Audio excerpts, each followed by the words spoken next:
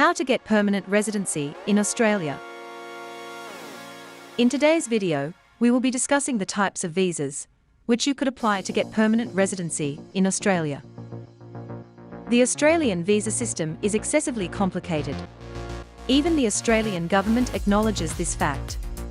The Australian government has initiated a review process of the immigration system, which will be concluded by the end of February 2023. Meanwhile, the present system will go on as it is, so if you are looking to immigrate to Australia, let us look at what is the best visa you can apply for.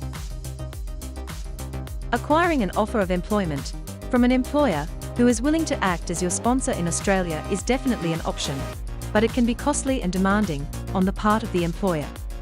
The employer would prefer you to bear a General Skilled Migration Visa, also known as GSM. These visas are either permanent resident visas or provisional resident visas that grant full work rights, therefore increasing your chances of getting a job.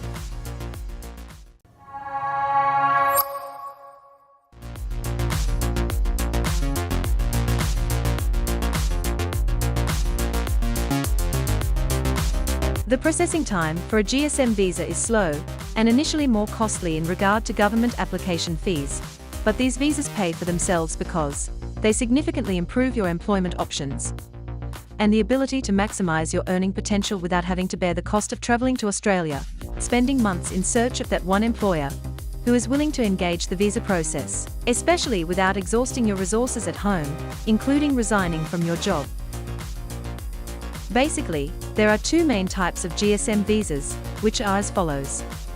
1. Independent visas that don't require nomination by a state or family, and 2. Family-sponsored or state-nominated visas. What is the best type of General Skilled Migration Visa? A permanent resident visa is the best kind of GSM visa. The two types of GSM visa, the Independent Visa Subclass 189 and the State-Nominated Permanent Resident Visa Subclass 190, are both unconditional permanent resident visas. None of these visas have any specific requirements attached to them. These visas permit you to live in metropolitan or regional parts of Australia. Metropolitan Australia refers to big cities like Sydney, Melbourne and Brisbane, and the rest of Australia is known as regional Australia, including many major cities like Perth and Adelaide. How can you obtain these visas? You have to submit an electronic form called an Expression of Interest, also known as EOI, which is placed in a group of applicants for a period of 2 years. Before you can do this, you must have the results of an English language and skills assessment test. In the EOI, you state an interest in the visa types you are interested in. You can only apply for the residence visa application once you are invited to apply, and there are several ways in which you can get an invitation. Either because your EOI is picked from the group for an independent visa, or a state government has nominated you for a permanent visa. How many points do you need? You will have to get a pass mark for an independent visa. How this applies depends on several factors, which are as follows. The yearly quota of independent visas for your specific nominated profession, e.g., electrician, nurse and secondary school teacher. The professions you choose or nominate for yourself as different professions have different pass marks and largely reflect the requirements of the Australian economy. The scores of participating applicants in pursuit of a position in the exact occupation as you have nominated. However, you could have your options open by mentioning your willingness to apply for a state-nominated permanent resident visa and mentioning the states that you are interested in on your EOI. You can also express your intention to live in regional Australia when you submit the expression of interest. This would qualify you for a 5-year provisional residence visa with specific requirements attached, such as the conditions to live and work in regional Australia, but offers you a secure pathway to getting permanent residence.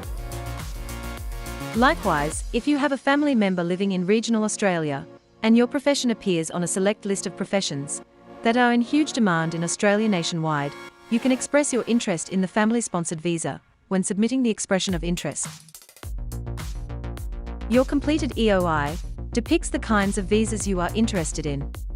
The type of visa you apply for is not entirely up to you, and is dependent on the kind of visa that you have been invited to apply for, either through selection from a group of applicants, because you scored enough points, or through a state government willing to nominate you and they get to decide if they will choose you for the unconditional permanent resident visa, or the regional conditional visa.